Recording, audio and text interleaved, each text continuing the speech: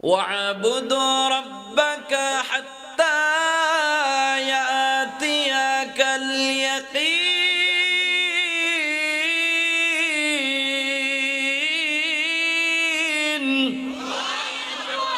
हर के दारत खौफ हक दर दिल मदागम जन्नतुल मवादे हा दूरा मकाम जुज़वा हक चीज़े मखाज इंसो जा फजले उआ मस्ते दर जुमला जहा दिल जो खाली याद हक से आई जहा খানাই শৈতাহায়ো দিল বেগুমা। আওয়াজ করে বলা যাবে কি আল্লাহু আকবার। হাট চন্দ্রার মুসলমান যুবক ভাই আমার, মাইকের আওয়াজ যত দূর পর্যন্ত যায়, হাতে ধরে পায়ে ধরে অনুরোধ করব, এখনো সময় আছে। আজকের এই রাত্রটারে গনিমত মনে করে জান্নাতের বাগানে আইসা বইসা যাও। বলা যায় না আজকের এই মাহফিল জানি কার জীবনের শেষ মাহফিল হয়ে যায়, ঠিক কিনা বলি। আল্লাহ বলে গোলাম, ইবাদত করার সময় কিন্তু মরার আগে, মরার পরে আর ইবাদত করার সুযোগ নাই। ওয়াবুদু রাব্বাকা হাত্তা ইয়াতিয়াকাল ইয়াকিন। ইয়াকিন বিমানাল মাউত, নিশ্চিত মরণ আসার আগেই তোমাকে আমল করতে হবে, মরার পরে আর আমল করার সুযোগ থাকবে না।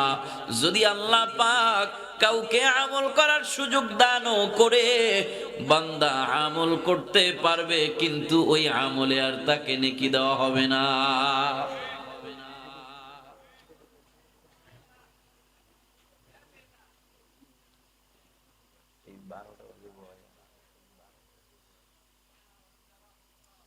আমাদের একজন আকাবির উদাহরণ দিতে যায় হাকিমুল উম্মাত মুজাদ্দিদুল মিল্লাত আশরাফ আলী থানভী রাহমাতুল্লাহি আলাইহি।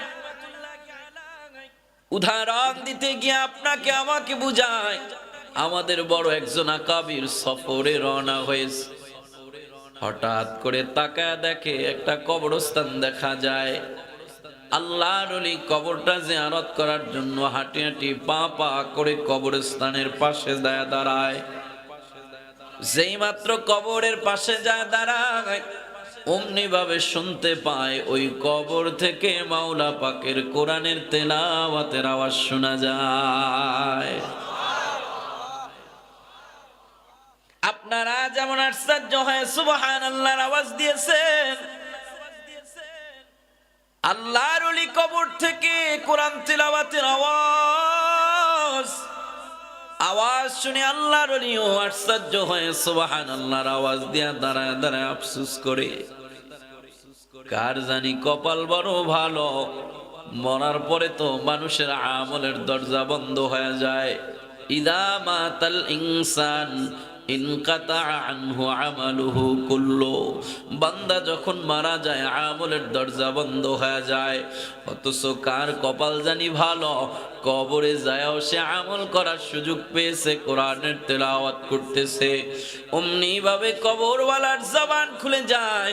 কবরওয়ালা কবর থেকে ডাক দেয়া বলে, দুনিয়ার প্রতীক ভাই আমার, কে তুমি আমার কবরের পাশে দাঁড়ায় তুমি আফসোস করতেছো সুবহানাল্লাহর আওয়াজ দিয়ে। কবরওয়ালাকে দুনিয়ার প্রতীক আল্লাহওয়ালা ডাক দেয়া বলে, কবরওয়ালা ভাই আমার, কে তুমি? এই কবরের মধ্যে মৃত না জীবিত? কবরওয়ালা ডাক দেয়া বলে, অন্য 10টা কবরের মতো আমি ওই কবরে একটা মৃত লাশ। দুনিয়ার প্রতীক ডাক দেয়া বলে, কবরওয়ালা ভাই আমার, সত্যি যদি তুমি কবরের লাশ হও, তাহলে তেমনে কেমনে তুমি কবরের মধ্যে বৈশা কোরআনের তেলাওয়াত করতেছ? কবরওয়ালা ডাক দেয়া বলে, দুনিয়ার পথিক দুনিয়ায় আমি যখন ছিলাম আল্লাহ পাকের ঘোষণা ছিল, আল্লাহ পাক দুনিয়াতে জানায় দিছে, উদউনি আস্তাজিব লাকুম, এ বান্দা তোমরা আমি আল্লাহর কাছে চাও, আমি আল্লাহকে ডাকো, আমি আল্লাহ তোমাদের ডাকে সাড়া দিব। এই বান্দা কি প্রয়োজন, আমি আল্লাহর কাছে চাও। আল্লাহ বলে আল্লাহর কাছে চাইতে আফসোস আর পরিতাপের বিষয় হলো মুসলমান আল্লাহর কাছে না চায়, এখন যায় মাজারে চাইতে। ঠিক না বে ঠিক? কবরওয়ালা ডাক দিয়া বলে দুনিয়ায় আল্লাহ জানায় দিছে, উজিবু দাওয়াতাদ দাঈ ইযা দাআন, বান্দা আমি আল্লাহকে যখনই ডাকবা আমি আল্লাহ তখনই তোমার ডাকে সাড়া দিব, যা চাইবা আমি আল্লাহ তোমাকে তাই দান করব। দুনিয়ায় থাকতে আমি আল্লাহর কাছে দোয়া করেছি, ও দয়ার মালিক, মানুষ মারা গেলে তো তার আমলের দরজা বন্ধ হয়ে যায়, আমল করার সুযোগ থাকে না। ও দয়ার মালিক আল্লাহ, আমিও তো একদিন কবরের বাসিন্দা হয়ে যাইব, আল্লাহ আমারও তো আমলের দরজা বন্ধ হয়ে যাবে। তবে আল্লাহ তোমার কাছে আমি একটা জিনিস চাই, দুনিয়াতে বসে বসে আমি কোরআনের তেলাওয়াত করে করে কোরআনের সাথে বড় সম্পর্ক হয়ে গেছে, কোরআনের সাথে আমার বড় সম্পর্ক হয়ে গেছে মালিক। আমি যদি মারা যাই কবরের মধ্যে তো লম্বা সময় থাকতে হবে, সর্বশেষ যেই মানুষটা মারা যাবে সে মানুষটাও 40 বছর পর্যন্ত কবরে থাকবে। ও দয়ার মালিক আল্লাহ, দীর্ঘ এই লম্বা সময়টা কবরের মধ্যে থাকবো, ও আল্লাহ আমি মরে গেলে কবরের মধ্যে আমারে তোমার কোরআন তেলাওয়াত করার সুযোগ দান করিও। কবরওয়ালা ডাক দিয়া বলে দুনিয়ার প্রতীক ভাই আমার, ওই যে দুনিয়ায় থাকতে আল্লাহর কাছে দোয়া করেছি, আল্লাহ পাক আমার দোয়াটা কবুল করে কবরে আসার পরেও আমাকে কবরের মধ্যে কোরআন তেলাওয়াতের সুযোগ করে দিয়েছে। দুনিয়ার প্রতীক ডাক দেয়া বলে কবরওয়ালা ভাই আমার, তাহলে কতদিন পর্যন্ত এই কবরের মধ্যে তুমি কোরআনের তেলাওয়াত করতেছো? কবরওয়ালা ডাক দিয়া বলে একদিন আর 2 দিন নয়, বহু বছর পর্যন্ত কোরআনের তেলাওয়াত করতেছি। দুনিয়ার প্রতীক ডাক দিয়া বলে কবরওয়ালা ভাই আমার, তাহলে তো তোমার কপাল বড় ভালো, এত বছর পর্যন্ত যদি তুমি কোরআনের তেলাওয়াত করো, মরার পরেও তাইলে তোমার আমল নামায় কতগুলো কোরআন তেলাওয়াতের নেকি হয়ে গেছে। মান করাআ হারফাম মিন কিতাবিল্লাহ ফালাহু হাসানাতুন ওয়াল হাসানাতু বিআশরি আমসালিহা, কোরআনের একটা হরফ তেলাওয়াত করলে আল্লাহ পাক 10টা নেকি দান করে। ওই জায়গায় এত বছর পর্যন্ত তুমি কবরে বসে বসে কতগুলো নেকি তোমার আমল নামায় জমায় ফলাইছো। কবরওয়ালা ডাক দিয়া বলে দুনিয়ার প্রতীক ভাই আমার, তাই যদি হয় তাহলে আমার এত বছরের কোরআন তেলাওয়াতের নেকিগুলো তুমি নিয়ে যাও, আর তুমি যে দুনিয়ায় থাইকা আমার কবরের পাশে দাঁড়া একবার সুবহানাল্লাহর আওয়াজ দিয়েছো, ওই সুবহানাল্লাহর আওয়াজটা তুমি আমাকে দিয়া দাও। কবরওয়ালা ভাই আমার, দুনিয়ায় কবরের মধ্যে মানুষ বড় অসহায়, ওই সময় মানুষের বড় নেকির প্রয়োজন।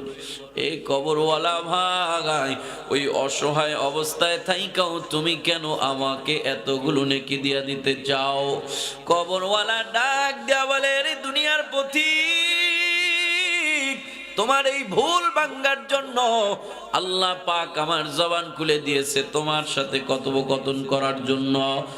যদিও আমি কবরে বসে বসে এত বছর পর্যন্ত কোরআনের তেলাওয়াত করেছি, এই দুনিয়ার প্রতীক ভাই আমার, আমি এত বছর পর্যন্ত কবরে বসে কোরআনের তেলাওয়াত করেছি ঠিক, এই তেলাওয়াতের বিনিময়ে আল্লাহ পাক একটা নেকিও আমাকে দান করে নাই, বরংস তুমি যে আমার কবর পারে দাঁড়াইয়া দুনিয়ায় থাইকা একটা সুবহানাল্লাহর আওয়াজ দিয়েছ, একবার সুবহানাল্লাহর আওয়াজ দেওয়ার বিনিময় তামলাউ মা বাইনাস সামাওয়াতি ওয়াল আরদি বিস-সাওয়াব।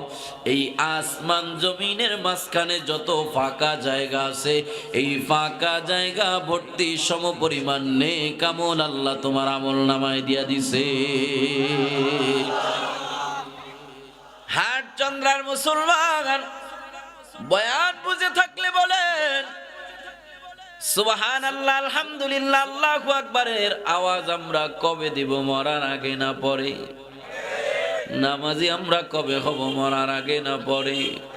রোজা কবে থেকে রাখবো? মরার আগে না পরে? মিথ্যা কথা কবে থেকে ছাড়বো? মরার আগে না পরে? বিড়ি কবে খাবো? মরার আগে না পরে? পরে তাও খাইতে হইব, না খাইলে হয় না। এটা আগেও না পরেও না, খাওয়াই যাইব না। আল্লাহ আমাদের সবাইকে মরার আগেই আমলের জিন্দেগি তৈরি করে কবরে যাওয়ার তৌফিক দান করুক। জোরে বলেন আমিন। আমার তেলাওয়াতকৃত আয়াতে আল্লাহ কি বলেন? ইন্না নাহনু নাযালনা যিকরা, নিশ্চয়ই এই কোরআন আমি নাজিল করেছি, হেফাজতের দায়িত্ব আমি নিয়েছি। কে নিয়েছে? আর জোরে বলেন কে? আল্লাহ পাক যুগে যুগে নবী প্রেরণ করে নবীদের উপরে কিতাব নাজিল করছে, সহিফা নাজিল করছে। আসমানি 104খানা কিতাবের মধ্যে সবচাইতে বড় কিতাব কয়টা? কয়টা? জোরে বলেন। কি কি? মাশাআল্লাহ, তাওরাত, জাবুর, ইনজিল। তাওরাত আল্লাহ নাজিল করছে, জবুরও আল্লাহ নাজিল করছে, ইনজিলও আল্লাহ নাজিল করছে, কোরআনও আল্লাহ নাজিল করছে। কিন্তু তাওরাতের ব্যাপারে আল্লাহ বলেন নাই তাওরাত আমি নাজিল করছি, হেফাজতের দায়িত্ব আমি নিয়েছি। ইনজিলের ব্যাপারে আল্লাহ বলেন নাই ইনজিল আমি নাজিল করছি, হেফাজতের দায়িত্ব আমি নিয়েছি। কিন্তু কোরআনের বেলায় আল্লাহ বলেন কোরআন আমি নাজিল করছি, হেফাজতের দায়িত্ব আমি নিয়েছি। সুবহানাল্লাহ, জোরে কর। তাওরাতের বেলায় কেন বললো না? জবুরের বেলায় কেন বললো না? ইনজিলের বেলায় কেন বললো না? কোরআনের বেলায় আল্লাহ কেন বললো যে কোরআন আমি নাজিল করেছি, হেফাজতের দায়িত্ব আমি নিয়েছি? যে জিনিস দামি ওই জিনিসের হেফাজতের প্রয়োজন হয়, ঠিক কিনা বলে? তাইলে বোঝা গেছে তাওরাত, জবুর, ইনজিলের মোকাবেলায় কোরআনটা দামি। সুবহানাল্লাহ কইন। এত আস্তে কইলে মহিলারা শুনবো, আস্তে কোন সুবহানাল্লাহ। কি মুশকিল, আস্তে কইলে কোন, জোরে জোরে কইলে কোন, আস্তে জোরে কোন মিয়া সুবহানাল্লাহ। এবার আসুন কোরআনটা তাওরাত, জবুর, ইনজিলের মোকাবেলায় কেমন দাম। তাওরাত আল্লাহ পাকের কিতাব, নাম হইল কিতাবুল্লাহ। জবুর আল্লাহ পাকের কিতাব, নাম হইল কিতাবুল্লাহ। ইনজিল আল্লাহ পাকের কিতাব, নাম হইল কিতাবুল্লাহ। কিতাব মানে কিতাব, আল্লাহ মানে আল্লাহ, কিতাবুল্লাহ মানে আল্লাহর কিতাব বা আল্লাহর বই। জবুর আল্লাহ পাকের কিতাব, তাওরাত আল্লাহ পাকের কিতাব, ইনজিল আল্লাহ পাকের কিতাব। এই তিনটার নাম হলো কিতাবুল্লাহ। কোরআন ও আল্লাহ পাকের কিতাব, এটার নাম যেমন কিতাবুল্লাহ, তেমনি আবার আরেকটা নাম হলো কালামুল্লাহ। কালাম মানে কথা, আল্লাহ মানি আল্লাহ, কালামুল্লাহ মানি হলো আল্লাহর পবিত্র জবানের কথা। তার মানে তাওরাত, জবুর, ইনজিল এই তিনটা কিতাবের যে মর্ম অর্থ রয়েছে, এই মর্ম অর্থটা আল্লাহ পাকের শব্দগুলো আল্লাহ পাকের না। অর্থাৎ আল্লাহ পাক যেই নবীর উপরে তাওরাত নাজিল করেছেন, যেই নবীর উপরে জবুর নাজিল করেছেন, যেই নবীর উপরে ইনজিল নাজিল করেছেন, ওই উম্মতের জন্য যেই হুকুম আল্লাহ পাক নির্ধারণ করবেন, আল্লাহ পাক ওই নবীর অন্তরের ভিতরে ওই হিসাবে ঢেলে দিয়েছেন।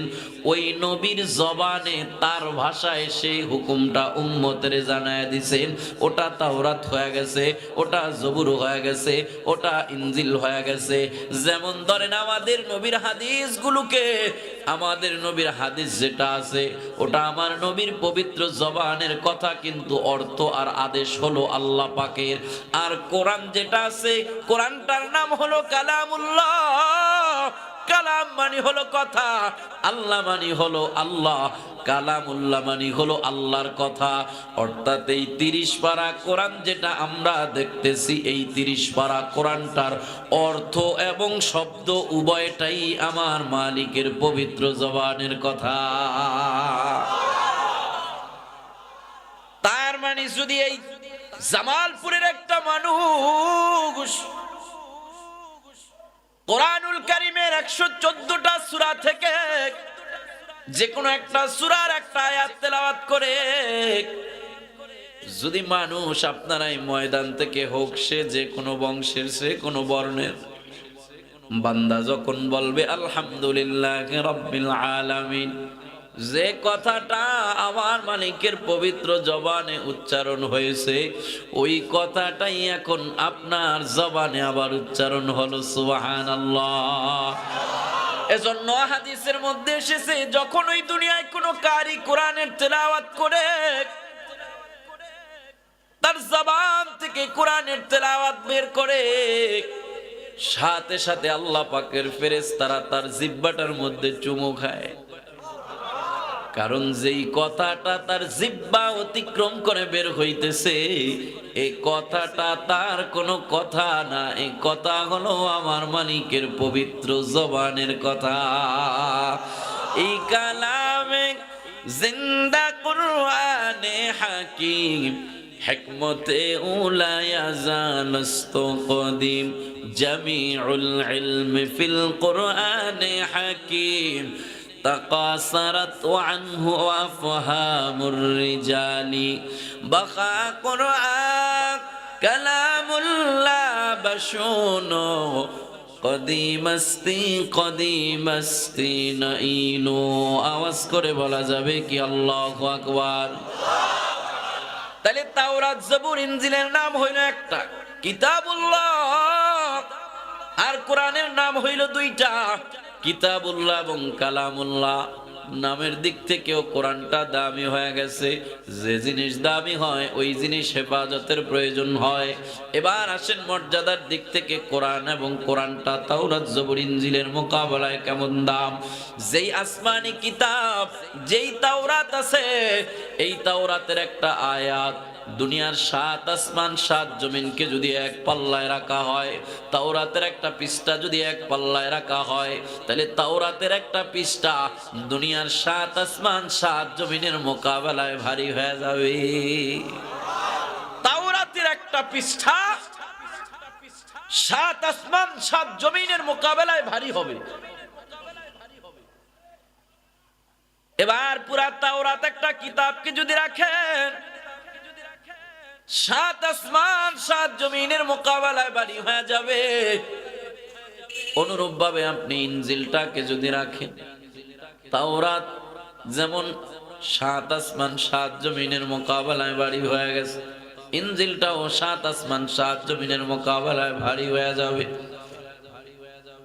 জবুরটাও 7 আসমান 7 জমিনের মোকাবেলায় ভারী হয়ে যাবে। তাইলে 7 আসমান 7 জমিনের চাইতে তাওরাত, জবুর, ইনজিলটা অনেক দামি। এবার আসেন তাওরাত আর জবুর আর ইনজিলটাকে কোরআনের মোকাবেলায় ওজন করা হোক। যেই তাওরাত 7 আসমান 7 জমিনের মোকাবেলায় ভারী হয়ে গেছে, ওই তাওরাত রাখেন এক পাল্লায়। যেই জবুর 7 আসমান 7 জমিনের মোকাবেলায় ভারী হয়ে গেছে, ওই জবুরটাকেও রাখেন একই পাল্লায়।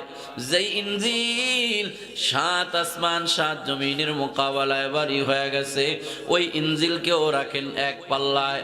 অর্থাৎ একই পাল্লার মধ্যে আপনি তাওরাত রাখেন, একই পাল্লার মধ্যে আপনি জবুর রাখেন, একই পাল্লার মধ্যে আপনি ইনজিল রাখেন। যেই 7 আসমান 7 জমিনের মোকাবেলায় ভারী হইছে, ওই একই পাল্লার মধ্যে আপনি 7 আসমান 7 জমিনকেও রাখেন। শুধু 7 আসমান 7 জমিন নয়, আল্লাহ পাকের আরশ, আল্লাহ পাকের লৌহ, আল্লাহ পাকের কুরসি, আল্লাহ পাক দুনিয়াতে যত মাখলুক বানাইছে, অসংখ্য অগণিত মাখলুক, সমস্ত মাখলুক, মানব দানব সব রাখেন এক পাল্লায়। কোন পাল্লায়? যেই পাল্লায় আপনি তাওরাত রেখেছেন, যে পাল্লায় জবুর রেখেছেন। অর্থাৎ এক পাল্লায় দুনিয়ার সব কিছু যদি রাখা হয়, তাওরাত তাওরাত জবুর ইনজিল কোরআন সহ 7 আসমান 7 জমিন আল্লাহ পাকের আরশ লৌহ কুরসি সব যদি এক পাল্লায় রাখেন, অপর পাল্লায় আপনি কোরআন শরীফটাকে পুরা রাখার দরকার নাই, কোরআনের একটা সূরা রাখারও দরকার নাই, কোরআনের একটা আয়াত রাখারও দরকার নাই, বরংস কোরআনের সূরাগুলো পড়ার জন্য প্রত্যেকটা সূরার শুরুতে একটা বিসমিল্লাহির রহমানির রহিম আছে। ওই বিসমিল্লাহটা কোন সূরার স্বতন্ত্র আয়াত না, প্রত্যেকটা সূরা পড়ার জন্য বিসমিল্লাহর প্রয়োজন হয়। নামাজ পড়ার জন্য যেমন ওযুর প্রয়োজন হয়, ওই সূরা পড়ার শুরুতে দেখবেন প্রত্যেকটা সূরার শুরুতে বিসমিল্লাহ, সূরা ফাতিহার শুরুতে বিসমিল্লাহ, সূরা বাকারা শুরুতে বিসমিল্লাহ, সূরা আলে ইমরানের শুরুতে বিসমিল্লাহ। 114টা সূরার 113টা সূরার শুরুতেই আল্লাহ পাক এই যে বিসমিল্লাহ কোরআনের মধ্যে পাওয়া যায়, এই বিসমিল্লাহটাকে যদি এক পাল্লায় রাখেন তাহলে তাওরাত জবুর ইনজিল সহ 7 আসমান। আল্লাহু আকবার, জোরে বলেন আল্লাহু আকবার। কোরআন পড়ার জন্য যে বিসমিল্লাহ দরকার হয়, ওই বিসমিল্লাহর যদি এত দাম, তাইলে কোরআনের একটা আয়াতের কত দাম, একটা কোরআনের সূরার কত দাম, তাহলে পুরা কোরআনটার কত দাম। যেহেতু কোরআনটা অন্য সকল কিতাবের মোকাবেলায় এত দামি, এজন্য আল্লাহ দামি কিতাবের ব্যাপারে বলেছেন ইন্না নাহনু নাযালনা যিকরা ওয়া ইন্না লাহু লাহাফিজুন।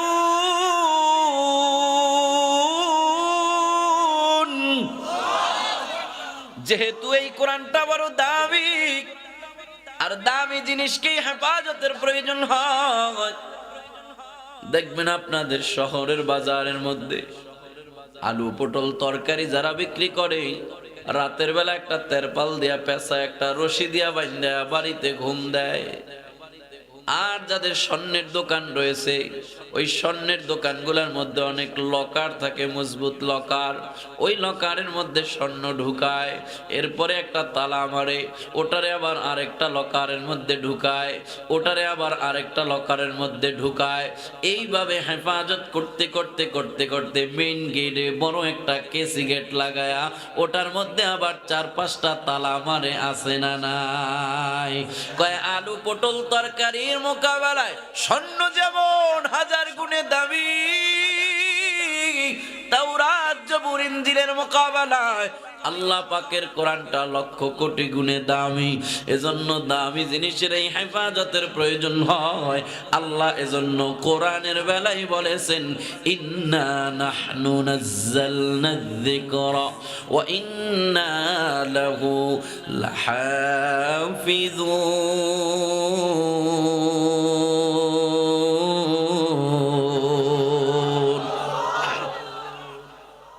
আল্লাহ কোরআন হেফাজত করবে। যেই জিনিস আল্লাহ হেফাজত করে, ওই জিনিস ধ্বংস করার মতো দুনিয়ায় আর কোনো শক্তি। এজন্য কোরআনের বাতি নিবানের জন্য দুনিয়াতে কম মানুষ চেষ্টা করে নাই, কেউ পারছেনি। আবু জাহেল কম চেষ্টা করে নাই, উতবা শাইবারা কম চেষ্টা করে নাই। যে বাতি আল্লাহ জ্বালায়, ওই বাতি নিবানের মতো ক্ষমতা এই দুনিয়াতে কারো নাই, ঠিক কিনা বলে? আপনাদের এই জামালপুর থেকে একজন লোক ঢাকা গেছে। কেন? তার ছোট্ট একটা নাতি ছিল, ছোটবেলায় লেখাপড়া করায় টরায় মাশাআল্লাহ বড় শিক্ষিত বানাইছে, সরকারি একটা চাকরি পাইছে। ঢাকা গেছে, চাকরির ব্যস্ততায় নাতি আসতে পারে না দেশে, গ্রামে আসতে পারে না, জামালপুরে আসতে পারে না। ফোন দেয়, দাদা কেমন আছো? দাদা একে অনেকদিন হয়েছে তোরে দেখি না, একটু যদি আসতেই ভালো লাগতো। নাতি কয়, দাদা ছুটি তো পাই না, তুমি একটা কাজ করো, একটা ব্যাগ নিয়ে ব্যাগের মধ্যে কাপড় চোপড় গুছায়া কয়েকদিনের জন্য আমার কাছে চলে আসো, সরকারি একটা ফ্ল্যাটও পাইছি। দাদা গ্রামের মানুষ তো, ব্যাগটা গুছায়া মাশাআল্লাহ গেছে গা, নাতির ফ্ল্যাটে যায় উঠছে। ওঠার পরে রাতের বেলা ঘুমাইবো, ঢাকার মধ্যে সিকিমিকি চতুর্দিকে খালি বাতি আর বাতি, আছে না নেই? শুধু বাতি আর বাতি। দাদা গ্রামের মানুষ, সন্ধ্যার পরই অন্ধকার। অন্ধকারে ঘুমায় অভ্যস্ত, এত বাতির মধ্যে কি দাদার ঘুম আসে? নাতিরে সব বাতিরই নিবায় দেয়। তো সব বাতি নিবানের পরেও শহর অঞ্চলে একটা ডিম লাইট জ্বালায় রাখে, আছে না নাই? আছে না নাই? ডিম লাইটের আলো কি খুব বেশি হয়? তারপরও দাদা গ্রামের মানুষ তো হেরিকেন জ্বালায়া আগের মধ্যে আছে না, মশারির মধ্যে ডুইকা হেলিকেন্ডারে একবারে নিবু করে ফু দিতে নিবে যায়, ঠিক না? দাদারে ঘরের মধ্যে থুইয়া বলছে, নাতি দাদা আমি পাশের রুমে ঘুমাইলাম, কোনো প্রয়োজন হইলে আমারে ডাক দিও। দরজা আটকায়া নাতি ঘুমাইতেছে, নাকটাই না। দাদার তো আর ডিম লাইটের আওয়াজে ঘুম আসে না। দাদা মনে করছে কিরে এই বাতি এটা নিবে না কা। তো দাদার অভ্যাস হেরিকেন ডিম করে একটা ফু দিত। এখন দাদা ওটার মধ্যে যায় ফু দেয়, নিব্বো নিব্বো নিব্বো। ফুয়াইতে ফুয়াইতে দাদার মেজাজ বড় গরম, আরে বাতি নিবে না কা। এক সময় দাদা জোর কইরা বাতি নিবাইতে যায়, মারছে একটা ঘুষি, একটা শর্ট লাইগা দাদারে আরেক রুমে নিয়া ফালাইছে। দাদায় কয় নাতি রে আমারে খাইলি? এ দাদা কি খাইলাম তোমারে? কয় কি বাতি জ্বালাইলি? তোর বাতি নিবে না, জোর করে নিবাইতে গিয়া আমার অবস্থাটাই। নাতি কয় ও দাদা ওই বাতি জ্বালায় দিছি আমি, সুইচটা আমার ওই জানা, ওই সুইচ যদি আমি বন্ধ না করি তুমি জীবন ভর ফুয়াইলেও নিবে না।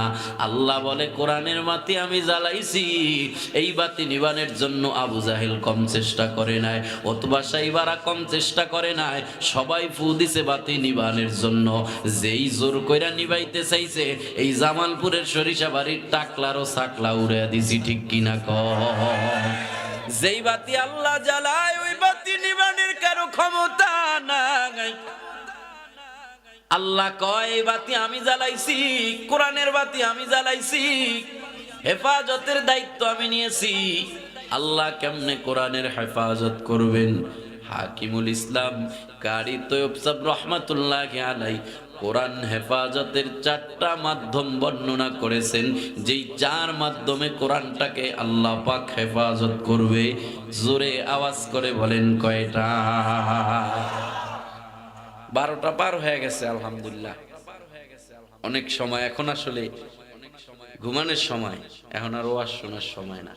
আজকে পর্যন্তই থাক, যদি কোনো সময় আবার আশেপাশে আসি ইনশাআল্লাহ সেই 4 পদ্ধতি আপনাদেরকে শুনিয়ে দিব। আজকে পর্যন্তই থাক, চলবো? অনেক রাত হয়ে গেছে, আমাকে ঢাকা যাইতে হইব না? হ্যাঁ কি ঢাকা যাইতে হইব না? আপনারা তো এখানে যায় শুয়া পড়বেন, আপনারাও যাইবেন ঢাকা। আল্লাহ আর একটু আগে বসাইলে আর একটু ভালো করে কথা কোয়া যাইতো। এজন্য আমি বলছি ওয়াজ তো আগে অনেক হয়ে গেছে, আর ওয়াজের দরকার নেই। তারপরেও শুনবেন? আজকে কতক্ষণ বয়ান শুনবেন? সারা রাত? ওরে আল্লাহ, এলাকার মানুষের কলিজা দিয়ে এত বড়, সারা রাত বলে বয়ান শুনবো? আচ্ছা সারা রাত বয়ান শোনার নিয়ত আছে কার কার? হাত উড়ে দেখান। মা গো মা, হাত নামান। বয়ান আসলে সারা রাত হবে না, তবে মুমিনেরা ভালো কাজের নিয়ত করার সাথে সাথে আল্লাহ পাক নেকি দিয়া দেয়। এই হিসাবে যারা সারা রাত্র বয়ান শোনার নিয়তে হাত উড়াইছেন, অলরেডি আপনাদের আমল নামায় সারা রাত্র বয়ান শোনার সব চলে গেছে।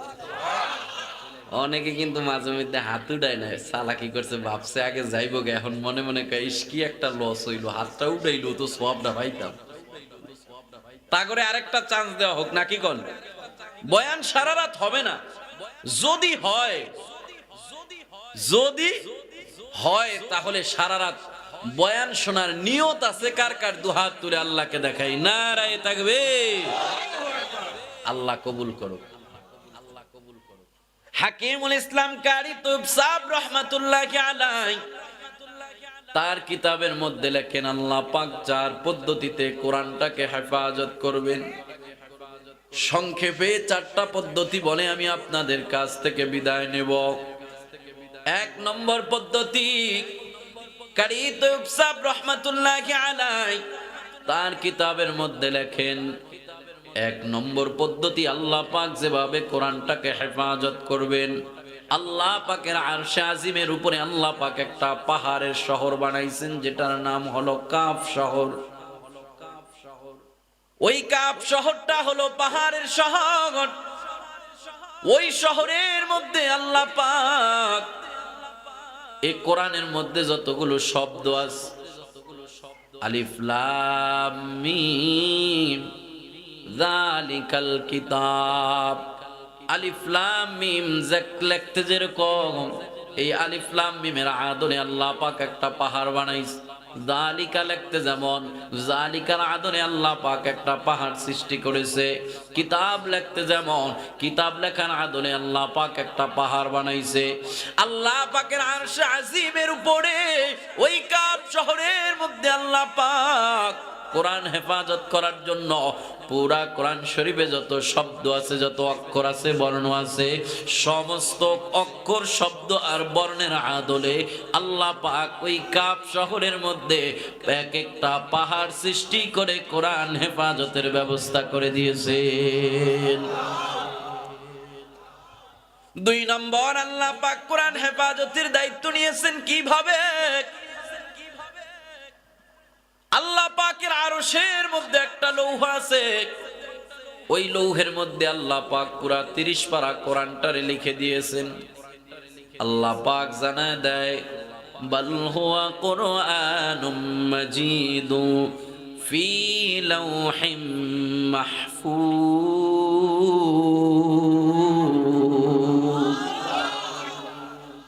আল্লাহ বলে এই কোরআনকে আমি ওই লৌহ নামক তখতার মধ্যে আমি আল্লাহ পুরা কোরআন শরীফটারে ওই জায়গায় লিখে আল্লাহ পাক কোরআন হেফাজতের ব্যবস্থা করে নিয়েছেন।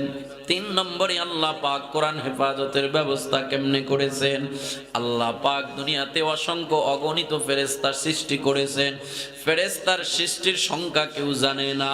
এর মধ্যে 4টা বড় বড় ফেরেশতা আল্লাহ পাক সৃষ্টি করেছেন, হযরতে জিবরাইল আলাইহিস সালাম, হযরতে ইসরাফিল আলাইহিস সালাম, হযরতে আজরাইল আলাইহিস সালাম, হযরতে মিকাইল আলাইহিস সালাম। 4 বড় বড় ফেরেশতার মধ্যে একজন ফেরেশতার নাম হলো মিকাইল। ওই মিকাইল ফেরেশতাটাকে আল্লাহ পাক কত বড় বানাইছে? কিতাবের মধ্যে বলা হয় হযরতে মিকাইল আলাইহিস সালাম যদি তার সশরীরে দাঁড়ায়, তার মাথা যায় ঠেকবে আল্লাহ পাকের আরশে আজিমে।